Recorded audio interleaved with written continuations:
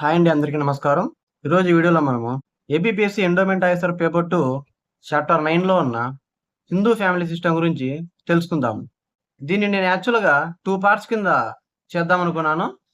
కాకపోతే ఈ సొసైటీకి సంబంధించి మనకి ఎండోమెంట్ ఆఫీసర్‌లోను మరియు గ్రూప్ 2 సిలబస్‌లో కూడా ఉంది కాబట్టి నేను ఈ యొక్క చాప్టర్‌ని 4 పార్ట్స్‌గా డివైడ్ చేశాను. ఈ యొక్క చాప్టర్ 9 సిరీస్ అనేది ఏపీపీఎస్సీ గ్రూప్ 2కి మరియు అదే విధంగా ఏపీపీఎస్సీ ఎండోమెంట్ ఆఫీసర్ కూడా ఉపయోగపడుతుంది. ముందుగా దీనిలో వచ్చేసి మనం ఏం డిస్కస్ చేస్తామంటే ఈ వీడియోలో ఇక్కడ చూసుకుంటే మనం ఈ పార్ట్ 1లో కుటుంబ మూలాలు మరియు నిర్వచనాలు, తర్వాత కుటుంబం యొక్క ప్రాథమిక మరియు విద్యా విధులు, తర్వాత కుటుంబంలో ఏ ఏ రకాలున్నాయి దాని గురించి, తర్వాత కుటుంబంలో సమకాలీన మార్పులు ఏ విధంగా చేకూరుస్తున్నాయి అనేది మనం ఈ పార్ట్ 1లో తెలుసుకుంటాము. అండ్ మనకి ఎండోమెంట్ ఆఫీసర్ సంబంధించి మనకి 3-5 మార్కుల దాకా ఈ యొక్క టాపిక్ నుంచి అడగడం జరుగుతుంది బేసిక్స్. తర్వాత ఏపీపీఎస్సీ గ్రూప్ 2కి కేవలం ప్రిలిమ్స్‌లోనే 30 మార్కులకి అడగడం జరుగుతుందన్నమాట ఇండియన్ సొసైటీ మీద. సో, ఈ యొక్క సిరీస్ అనేది ఈ చాప్టర్ 9 సిరీస్ అనేది ఎండోమెంట్ ఆఫీసర్‌కి మరియు గ్రూప్ 2కి ఉపయోగపడుతుంది. సో, వీడియో చాలా ఇంట్రెస్టింగ్‌గా ఉండబోతుంది. సో, వీడియో స్కిప్ చేయకుండా చివరి వరకు చూస్తారని ఆశిస్తున్నాను. ఇక టాపిక్‌లోకి వెళ్తే ఒరిజిన్ ఆఫ్ ఫ్యామిలీ. ఇక్కడ చూడండి, దీని యొక్క అర్థం ఏంటంటే the word family comes from the Latin word famulus. అంటే ఈ ఫ్యామిలీ అనే పదము లాటిన్ పదమైన ఫెములస్ అనే పదం నుండి ఉద్భవించింది. ఇక్కడ ఫెములస్ అంటే బానిస లేదా సేవకుడు అని అర్థం. అంటే మనకి ప్రాచీన రోమ్‌లో కుటుంబం అంటే కేవలము రక్త సంబంధీకులు మాత్రమే కాదు, ఆ ఇంట్లో ఉండే సేవకులు, బానిసలు అందరినీ కలిపి ఒక కుటుంబంగా చూసేవారు. ఇది లాటిన్ పదానికి అర్థం అన్నమాట ఫెములస్ అనేది. మనకి ఫ్యామిలీ అనే పదము లాటిన్ వర్డ్ ఫ్యామిలస్ నుంచి ఏ విధంగా ఉద్భవించిందో అదే విధంగా ఈ ఫ్యామిలీ అనే పదము రోమన్ పదమైన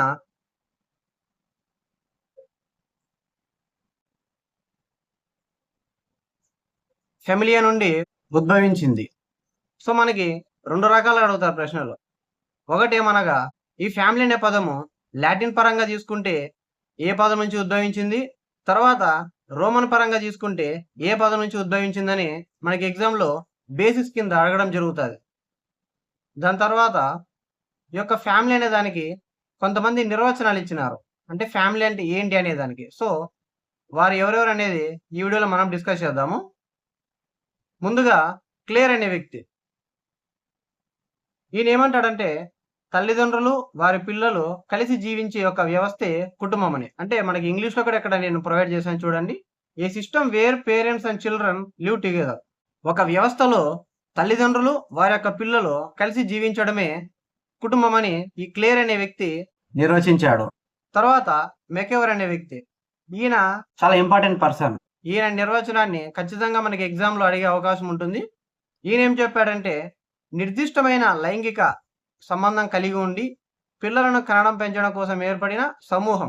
అంటే ఇప్పుడు మామూలుగా మనము కుటుంబం చూసుకుంటే మ్యారేజ్ అయిన తర్వాత వాళ్ళు లైంగిక సంబంధానికి లోబడి దాని ద్వారా వాళ్ళ పిల్లలను కని పెంచుతారు.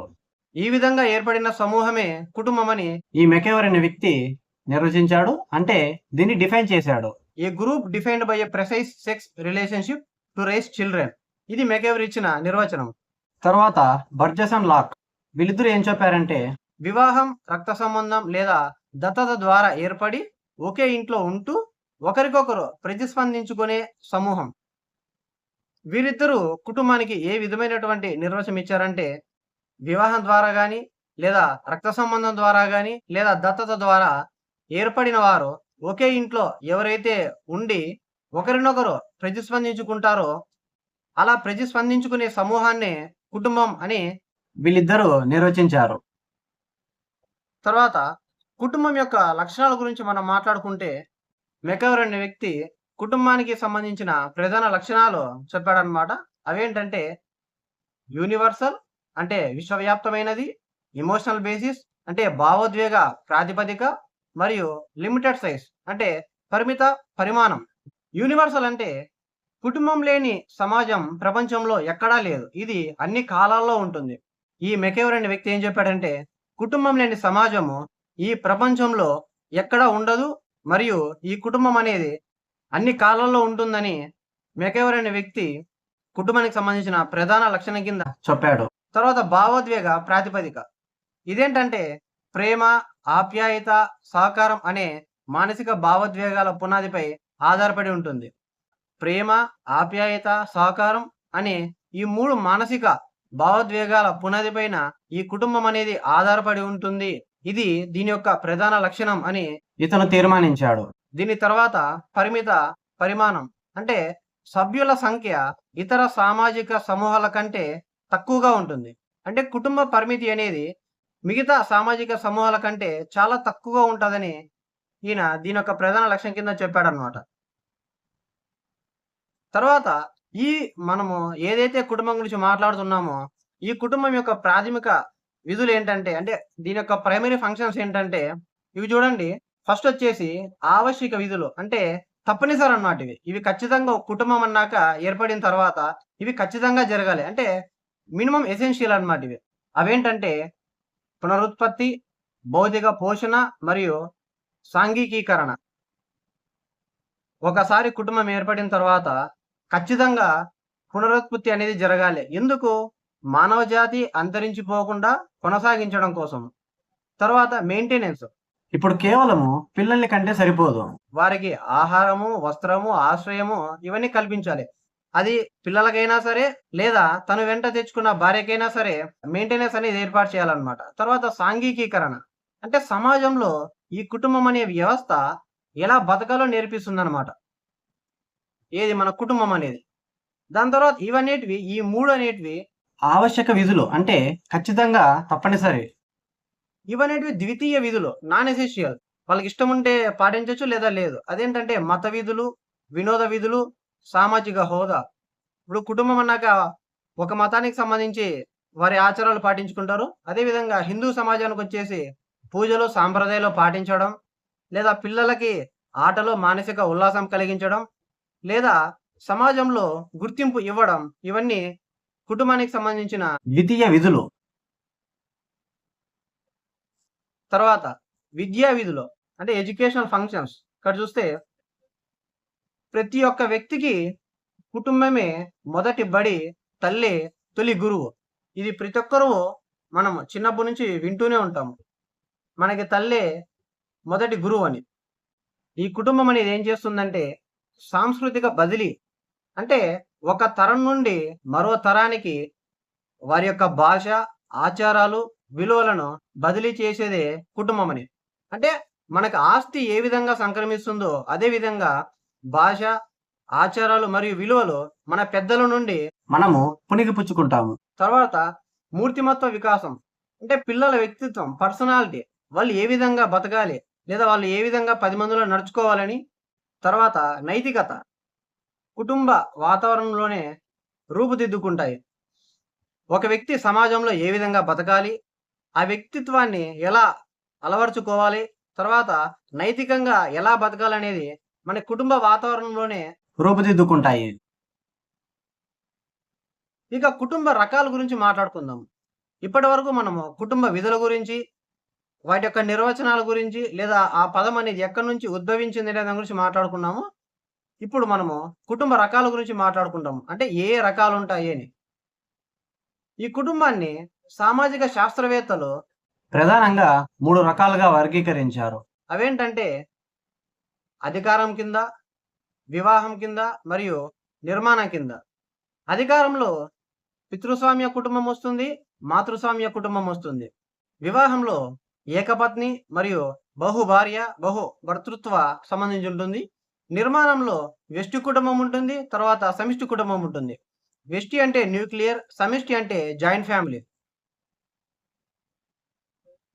వీటిలో మన సిలబస్ కి అత్యంత కీలకమైనవి నిర్మాణం ఆధారిత కుటుంబాలు. ఇప్పుడు మనము న్యూక్లియర్ ఫ్యామిలీ గురించి తెలుసుకుందాం. అంటే వ్యష్టి కుటుంబం.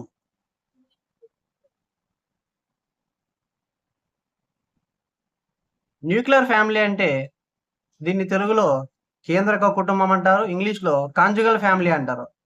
కేవలము భార్య, భర్త మరియు వారిపై ఆధారపడిన పెళ్లి కాని పిల్లలు మాత్రమే నివసిస్తే అంటే ఒకే ఇంట్లో ఉంటే దాన్ని కేంద్రక కుటుంబం అని అంటారు. కేవలం నలుగురు సభ్యులు, భార్య, భర్త మరియు వారి పిల్లలు ఉంటే దాన్ని కేంద్రక కుటుంబం అని పిలుస్తారు.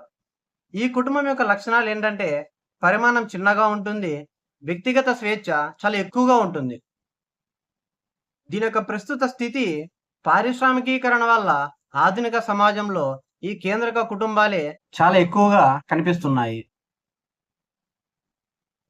తర్వాత సమిష్టి కుటుంబం అంటే జాయింట్ ఫ్యామిలీ. ఇవి పూర్వకాలంలో ఎక్కువగా ఉండేటివన్నమాట. బట్ రాను రాను సమకాలీన ప్రపంచం వల్ల జాయింట్ ఫ్యామిలీస్ అనేటివి తగ్గిపోతూ వస్తున్నాయి. దీని యొక్క నిర్వచనము ఐరావతి కార్వే అనే ఒక వ్యక్తి ఇచ్చాడు. ఆయన ఏం చెప్పాడంటే 3 లేదా అంతకంటే ఎక్కువ తరాలకు చెందిన వ్యక్తులు అందరూ ఒకే ఇంట్లో కలిసి జీవించడాన్ని జాయింట్ ఫ్యామిలీ లేదా సమిష్టి కుటుంబం అని పిలుస్తారు. అంటే ఆ కుటుంబంలో 7 నుండి 8 లేదా అంతకంటే ఎక్కువ మంది సభ్యులు ఉంటే, ఇక వంటగది విషయానికి వస్తే అందరికీ కలిపి ఒకే పొయ్యి ఉంటుంది. అంటే కిచెన్ అనేది అందరికీ కలిపి ఒకటే ఉంటుందన్నమాట. ఇక అధికారం వచ్చేసి కుటుంబ పెద్దను కర్త అని పిలుస్తారు. ఈ కర్త ఎవరంటే కుటుంబ పెద్ద. ఇప్పుడు ఉదాహరణకి న్యూక్లియర్ ఫ్యామిలీలో తీసుకుంటే తండ్రి కర్తగా వ్యవహరిస్తాడు. ఉమ్మడి కుటుంబంలో కర్తని ఎవరు భావిస్తారంటే తాతగారులని కర్తగా భావిస్తారు. తర్వాత అధికారిక ప్రాతిపదికన అంటే అథారిటీ ప్రకారము ఏ విధంగా దీన్ని మనం పరిగణించవచ్చు అంటే పితృస్వామ్యము మరియు మాతృస్వామ్యము, ప్యాట్రియార్కల్ మరియు మ్యాట్రియార్కల్. తండ్రి లేదా అత్యధిక వయసున్న పురుషుడు కుటుంబ యజమానిగా ఉంటాడు. సో పితృస్వామ్య వ్యవస్థలో తండ్రి లేదా అతనికంటే ఎక్కువ వయసున్న పురుషుడు కుటుంబ యజమానిగా వ్యవహరిస్తాడు. ఆస్తి హక్కులు తండ్రి నుండి కొడుక్కి, తర్వాత కొడుకు నుండి మనవడికి వెళ్తాయి. మన సమాజంలో మెజారిటీ ఇవే ఉన్నాయి. ఇక మాతృస్వామ్య వ్యవస్థకు వచ్చేసరికి తల్లి లేదా అత్యధిక వయసున్న స్త్రీ కుటుంబ యజమానురాలిగా వ్యవహరిస్తుంది. వారసత్వం అనేది తల్లి నుండి కూతురికి, కూతురు నుండి తన కూతురికి వెళ్తుంది. ఉదాహరణ కేరళలోని నాయర్లు ఈ మాతృస్వామ్య వ్యవస్థని ఇప్పటికీ పాటిస్తున్నారు. ఇక వివాహ ప్రాతిపదికన బేస్డ్ ఆన్ మ్యారేజ్ వచ్చేసి ఏకపత్ని మరియు బహుభార్యాత్వ, మోనోగమస్ మరియు పాలిగమస్. ఏకపత్ని లేదా మోనోగమస్ అంటే ఒక పురుషుడు ఒకే స్త్రీని వివాహం చేసుకోవడం. ఆధునిక సమాజంలో చట్టబద్ధమైన మరియు అత్యంత ఆమోదయోగ్యమైన విధానం అనేది ఈ ఏకపత్ని విధానం. ఒక పురుషుడు ఒకే స్త్రీని వివాహం చేసుకుంటాడు. పాలిగమస్ అంటే ఒక పురుషుడు 2 లేదా అంతకంటే ఎక్కువ స్త్రీలను వివాహం చేసుకోవడం. ఈ వ్యవస్థ మనకి పాతకాలంలో రాజులు ఎక్కువ పాటించేవారు. ఈ కాలంలో గిరిజనులు కూడా ఈ వ్యవస్థను ఎక్కువగా పాటిస్తున్నారు. మనము బహు భార్యత్వ కుటుంబాల గురించి చూసాము. ఇప్పుడు బహు భర్తృత్వ కుటుంబాల గురించి చూద్దాం. ఇంతకు ముందు పాలిగమస్ ఫ్యామిలీ చూసాము. ఇప్పుడు పాలియాండ్రస్ ఫ్యామిలీ చూద్దాము. దీని అర్థం ఏంటంటే ఒక స్త్రీ ఒకరికంటే ఎక్కువ మంది పురుషులను వివాహం చేసుకోవడం. పాలిగమస్ అంటే ఒక పురుషుడు ఎక్కువ మంది స్త్రీలని వివాహం చేసుకోవడం. పాలియాండ్రస్ అంటే ఒక స్త్రీ ఒకరికంటే ఎక్కువ మంది పురుషులను వివాహం చేసుకోవడం. ఇది కూడా ఈ పాలియాండ్రస్ కూడా 2 రకాలుగా విభజించబడింది. ఒకటి భ్రాతృ బహుభర్తృత్వం, 2 అభ్రాతృ బహుభర్తృత్వం. భ్రాతృ బహుభర్తృత్వం అంటే ఒక స్త్రీని వివాహం చేసుకున్న పురుషులంతా తమలో తాము అన్నదమ్ములై ఉండడం. అంటే ఉదాహరణకి ద్రౌపది, పాండవులు లేదా తోడాలనే గిరిజనులు ఈ యొక్క ఆచారాన్ని పాటిస్తారన్నమాట.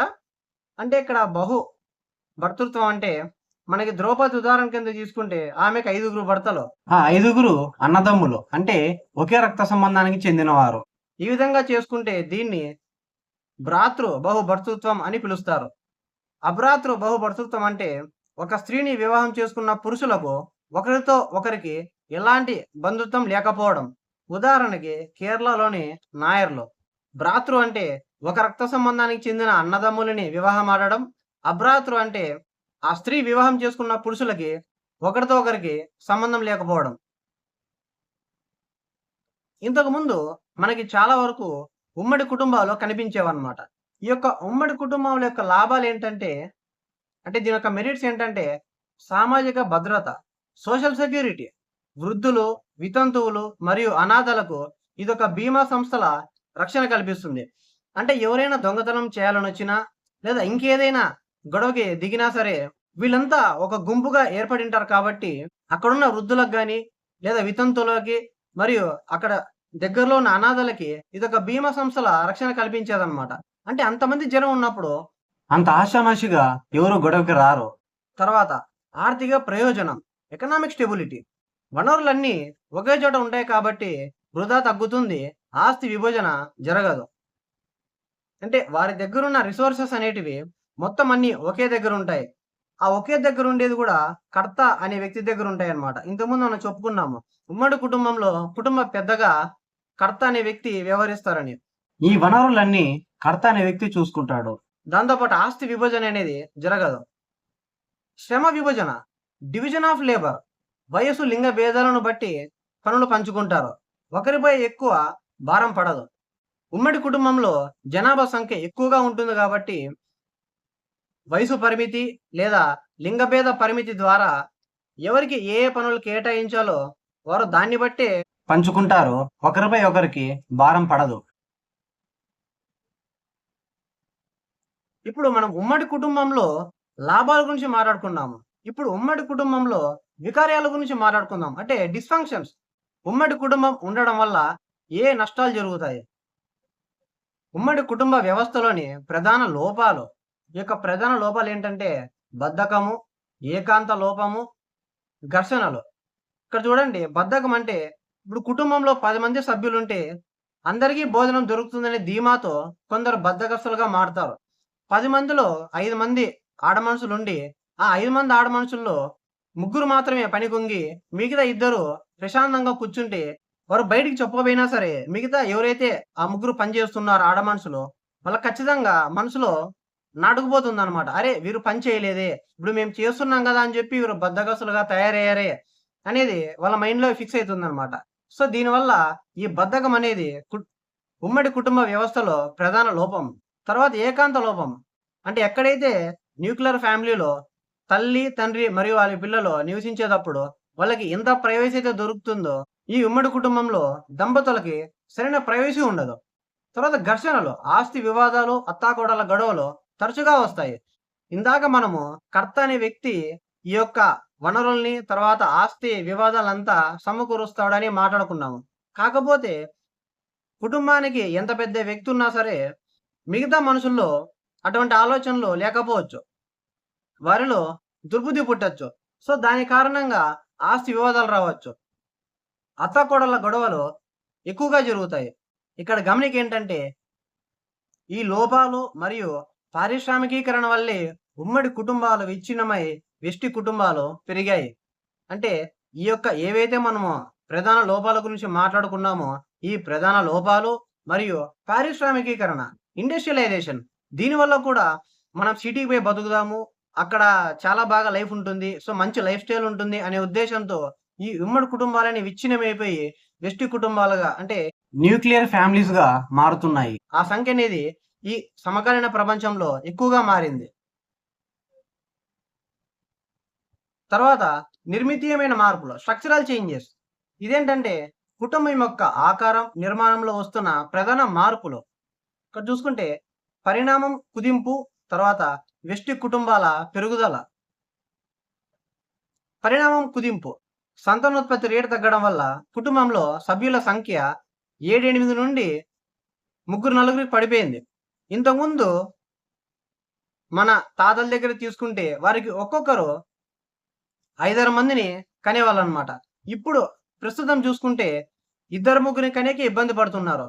వెష్టి కుటుంబాల పెరుగుదల. ఇందాకే మనం మాట్లాడుకున్నాము. ఇండస్ట్రియలైజేషన్ అంటే పారిశ్రామికీకరణ వల్ల ఉమ్మడి కుటుంబాలన్నీ విచ్ఛిన్నమయ్యి కేంద్రక కుటుంబాల కింద మారుతున్నాయి. ఉమ్మడి కుటుంబాలు విచ్ఛిన్నమై ప్రతి వివాహిత జంట తమకంటూ ప్రత్యేక కుటుంబాన్ని ఏర్పాటు చేసుకోవాలని కోరుకుంటున్నాయి. సో, అందువల్ల ఈ వెష్టి కుటుంబాలు ఎక్కువ పెరుగుతున్నాయి. తర్వాత ఫంక్షనల్ చేంజెస్ అంటే క్రియాత్మక మార్పులనేటివి ఏ విధంగా జరుగుతున్నాయి? విధులను సంస్థలు లాక్కోవడం. అంటే ఒకప్పుడు కుటుంబం చేసే పనులన్నీ ఇప్పుడు బయట సంస్థలు నిర్వహిస్తున్నాయి.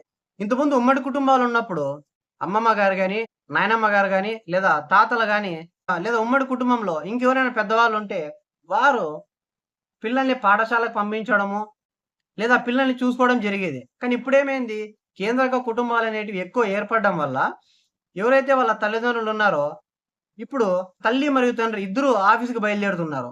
సో, అక్కడున్న ఇంట్లో ఉన్న పిల్లల్ని ఎవరు చూసుకోవడం లేదు. సో, దానివల్ల కొంతమంది పిల్లోల్ని హాస్టల్స్‌కి వేయడము, తర్వాత ఈ డే కేర్ సెంటర్స్‌లో వదిలి రావడం జరుగుతుంది. ఆర్థికంగా ఫ్యాక్టరీలు మరియు ఆఫీసులు వచ్చాయన్నమాట.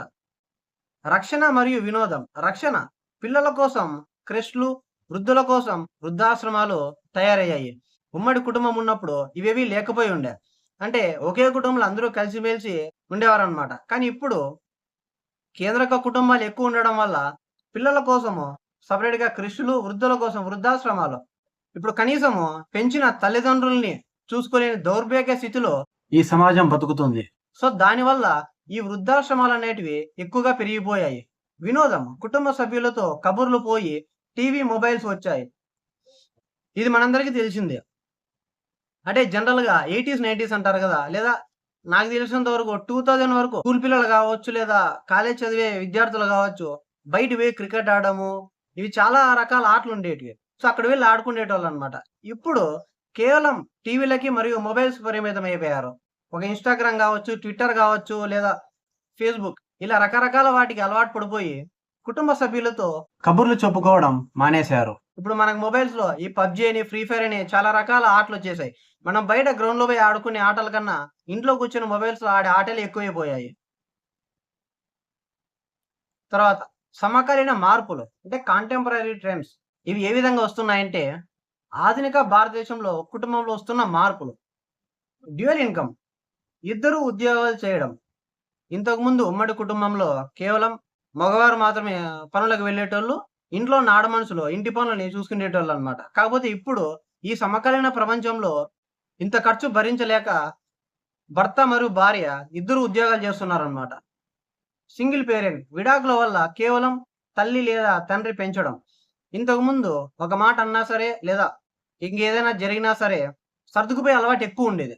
కాకపోతే ఇప్పుడు ఒక చిన్న మాట అన్నా సరే విడాకుల వరకు దారి తీస్తుంది. సో, దీనివల్ల ఎప్పుడైతే మనకు విడాకులు జరుగుతాయో, ఆ పిల్లలనేవాళ్ళు తల్లి దగ్గర లేదా తండ్రి దగ్గర అంటే కేవలం ఒకరి దగ్గర మాత్రమే పెరుగుతున్నారు. తర్వాత సహజీవనం, లివ్ ఇన్ రిలేషన్‌షిప్. వివాహం లేకుండానే జంటగా జీవించడం. మన హిందూ సమాజంలో వివాహానికి ఒక ప్రత్యేకమైన గుర్తింపుంది. దాన్ని దైవ కార్యంగా భావించేటోళ్ళు.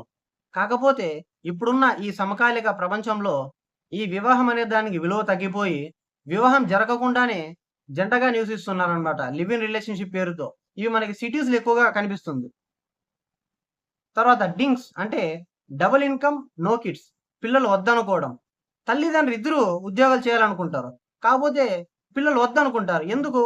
ఆ పిల్లల్ని కని మరి వాళ్ళని పోషించాలా ఇంత భారం మనకెందుకు? మనమే జీవితాన్ని ప్రశాంతంగా గడుపుదామనే ఉద్దేశంతో ఇద్దరికి ఆదాయాలు వస్తున్నా సరే పిల్లల్ని వద్దనుకుంటున్నారు. ఎక్స్‌టెండెడ్ ఫ్యామిలీ అంటే విస్తృత కుటుంబం.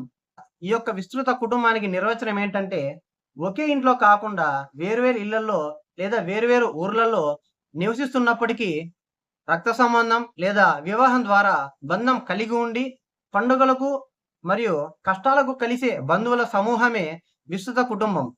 దీని సమ్మరీ ఏంటంటే, ఉమ్మడి కుటుంబాలు విచ్ఛిన్నం కాలేదు, విస్తృత కుటుంబాలుగా రూపాంతరం చెందాయి అని ఈ నిర్వచనం యొక్క సమ్మరీ అన్నమాట. పూర్తిగా అంటే ఇన్ డీప్‌గా దీనికి అర్థం తెలుసుకోవాలంటే, ఈ కుటుంబ సభ్యులంతా ఒకే ఇంట్లో లేకపోయినప్పటికీ, మరియు అదే విధంగా వేర్వేరు ఇళ్లల్లో ఉన్నప్పటికీ, వేర్వేరు ఊర్లలో ఉన్నప్పటికీ, రక్త సంబంధం చేత గాని, లేదా వివాహం ద్వారా బంధం కలిగుండి, ఎప్పుడైనా పండుగలకు లేదా ఎవరికైనా కష్టాలొచ్చినప్పుడు, అలాంటి సందర్భాలలో కలిసినప్పుడు కూడా ఆ బంధువర్గం అనేది ఏర్పడుతుంది. అంటే వాళ్ళు ఆ క్షణానికి దగ్గరైతారు గదా! సో, దాన్ని ఉద్దేశంగా తీసుకొని, అటువంటి సందర్భాలలో కలిసే బంధువుల సమూహాన్ని విస్తృత కుటుంబము అని ఈ నిర్వచనం మనకు తెలుపుతుంది. సో, అందుకే దీనికి బ్రీఫ్‌గా ఉమ్మడి కుటుంబాలు విచ్ఛిన్నం కాలేదు, విస్తృత కుటుంబాలుగా రూపాంతరం చెందాయి అని. ఇంతవరకు మనము కుటుంబ సమాజ నిర్మితి గురించి మాట్లాడుకున్నాము. అంటే హిందూ సమాజంలో ఉన్న కుటుంబ నిర్మితి గురించి మాట్లాడుకున్నాము. ఆ కుటుంబం యొక్క ప్రాథమిక విధులు, అంటే ప్రైమరీ ఫంక్షన్స్, కేంద్రక కుటుంబాల గురించి, సమిష్టి కుటుంబాల గురించి, వాటి యొక్క లక్షణాలు, ఉమ్మడి కుటుంబాల యొక్క లాభాలు, మరియు అదేవిధంగా ఉమ్మడి కుటుంబాల యొక్క నష్టాలు, వాటి యొక్క డిస్‌ఫంక్షన్స్ గురించి, వాటి యొక్క నిర్వచనాల గురించి, వీటన్నిటి గురించి మనం డిస్కస్ చేసుకున్నాము. కాకపోతే అతిపెద్ద క్వెషన్ వచ్చేసి, మనకిప్పుడు సమాజం అర్థమైంది. ఓకే. ఇంతవరకు మనం సమాజం గురించి డిస్కషన్ చేసుకున్నాము. మరి చట్టం సంగతేంటి? ఇప్పుడు మనకు సమాజం గురించి అయితే అర్థమైంది. ఏ లక్షణాలున్నాయి, ఎటువంటి కుటుంబాలున్నాయి, సమకాలీన ప్రపంచంలో ఏ విధమైన మార్పులు జరుగుతున్నాయి అని. ఇప్పుడు ఆ కుటుంబానికి సంబంధించిన చట్టాల సంగతేంటి? అంటే ఉదాహరణలకి, ఇప్పుడు మనకు తండ్రి బతికుండగా కొడుకు ఆస్తిని డిమాండ్ చేయొచ్చా? అంటే మనకు తండ్రి బతికుండగానే ఎవరైతే కొడుకుంటారో ఆ వ్యక్తి తండ్రి యొక్క ఆస్తిని డిమాండ్ చేయొచ్చా?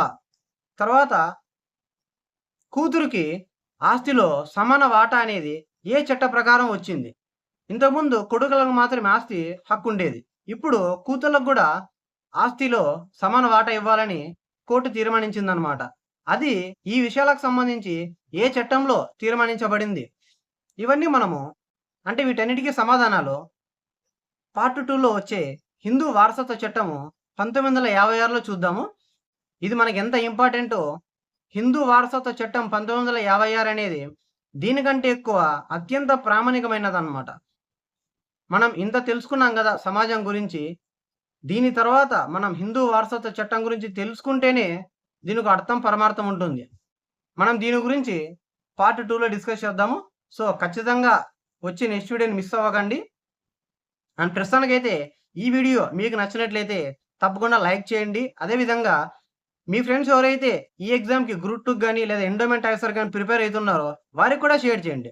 ఈ యొక్క క్లాసెస్ అనేటివి ఫ్రీగానే ప్రొవైడ్ చేస్తున్నాను కాబట్టి ఈ వీడియోస్ మీరు చూసి దాని తర్వాత నచ్చితే మీ ఫ్రెండ్స్‌కి కూడా షేర్ చేయండి. అండ్ ఒకవేళ మీరు గనక మన ఛానెల్‌ని మొదటిసారి చూస్తున్నట్లయితే తప్పకుండా సబ్స్క్రైబ్ చేసుకోండి. ఇటువంటి స్లైడ్స్‌తో మరింత ఇంట్రెస్టింగ్‌గా వచ్చే వీడియోలో కలుద్దాము. జై హింద్, జై భారత్.